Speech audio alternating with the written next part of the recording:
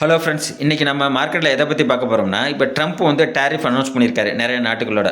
அந்த பார்த்தீங்கன்னா நம்ம நாட்டில் தான் ரொம்ப அதிகம், 50% ப்ளஸ் பெனால்ட்டி.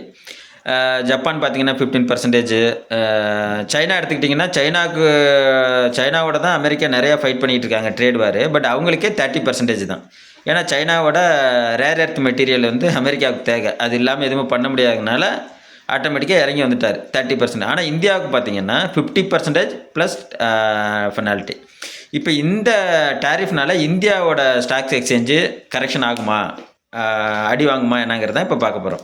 இப்போ இந்தியாவில் பார்த்தீங்கன்னா லிஸ்ட் ஆகிற கம்பெனிக்குன்னு பார்த்தீங்கன்னா மோர் தென் 5000 கம்பெனிஸ் இருக்குது. இதில் எபோவ் 500 crores மார்க்கெட் கேபிட்டலைசேஷன் பார்த்தீங்கன்னா ஒரு 1800 கம்பெனி தான் இருக்கும். மீதி 3500 கம்பெனி பார்த்தீங்கன்னா கிட்டத்தட்ட ஒரு 500 கோடிக்கு கீழே தான் அதோட மார்க்கெட் கேபிட்டலைசேஷன் இருக்கும். அது வந்து மைக்ரோ கேப் கம்பெனி, அதனால் மைக்ரோ கேப் கம்பெனியாக நம்ம விட்டுடலாம், அது அதிக ரிஸ்க் இருக்கும். ஸோ 500 கோடிக்கு மேலே இருக்க மார்க்கெட் கேபிட்டலைசேஷன் இருக்க கம்பெனி மட்டும் நம்ம பார்ப்போம்.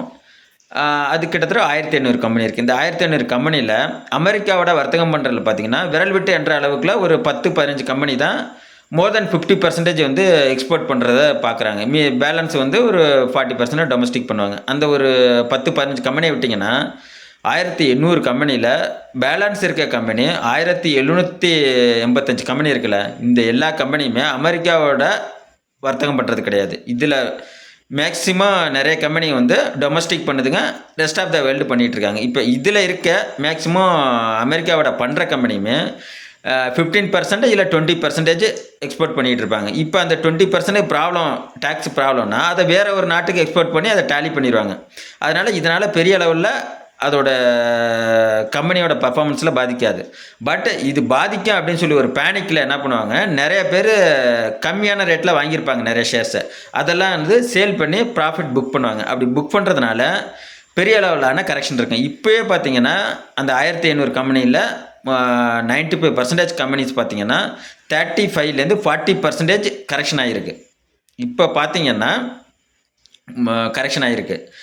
இப்போ இன்னும் நீங்கள் வெயிட் பண்ணிங்கன்னா இந்த டேரிஃப்னால் இருக்க பேனிக் வந்து இன்னும் 6 months கொஞ்சம் வெயிட் பண்ணுங்கள். இன்னும் வந்து ஒரு 20%, ஆல்ரெடி 40% ப்ளஸ் 20, 60% கரெக்ஷன் ஆகிறதுக்கு வாய்ப்பு இருக்குது. நிறைய ஷேர் வந்து நிறைய கம்பெனிஸு மோர் தென் 60% வந்து கரெக்ஷன் ஆகிறதுக்கு வாய்ப்பு இருக்குது. சப்போஸ் நீங்கள் இப்போயே 40% இருக்குது, இப்போலேருந்தே நீங்கள் வந்து கொஞ்சம் கொஞ்சமாக 5 ஷேர் 10 ஷேர்னு வாங்குறத ஸ்டார்ட் பண்ணலாம். ஸ்டார்ட் பண்ணிங்கன்னா நீங்கள் 60-65 மேலே போகும்போது நீங்கள் அப்படியே ஆவரேஜ் ஆகிட்டே இருக்கும், உங்களுக்கு ஆவரேஜ் ரேட்டு குறைஞ்சிட்டே இருக்கும். நீங்கள் அதுமாரி பண்ணலாம். இல்லை கொஞ்சம் வெயிட் பண்ணுறதுனா இன்னும் ஒரு 60% வரைக்கும் ஒரு 6 months வெயிட் பண்ணிங்கன்னா மோர் தென் 60-65% மோஸ்ட் ஆஃப் த கம்பெனிஸ் வந்து அடி வாங்கும்.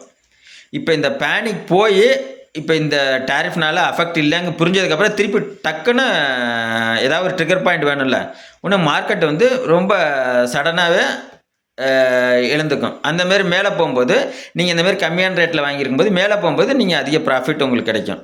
அதனால் ஒரு 6 months வெயிட் பண்ணுங்கள். இந்த 40% ஃபால் வந்து இன்னும் ஒரு 20% 25% ஜாஸ்தியாகி மோர் தென் 60%க்கு ஆட்டோமேட்டிக்காக எல்லா கம்பெனியும் வரும். இந்த பேனிக்னால், டேரிஃப்னால் அஃபெக்ட் ஆகும் அப்படிங்கிற பேனிக்னால் அது கண்டிப்பாக அஃபெக்ட் ஆகாது. பட் இந்த பேனிக் இருக்கிறதுனால மார்க்கெட்டை போட்டு தர்மடி அடிப்பாங்க.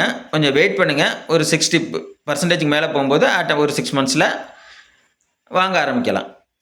இல்லை இப்போலேருந்து கூட நீங்கள் வாங்கினீங்கன்னா கூட நல்லது தான். இப்போ அந்த மாதிரியான ஸ்டாக்ஸ் என்னங்கிறத அடுத்த வர வீடியோஸ்லலாம் நம்ம பார்ப்போம். தேங்க்யூ.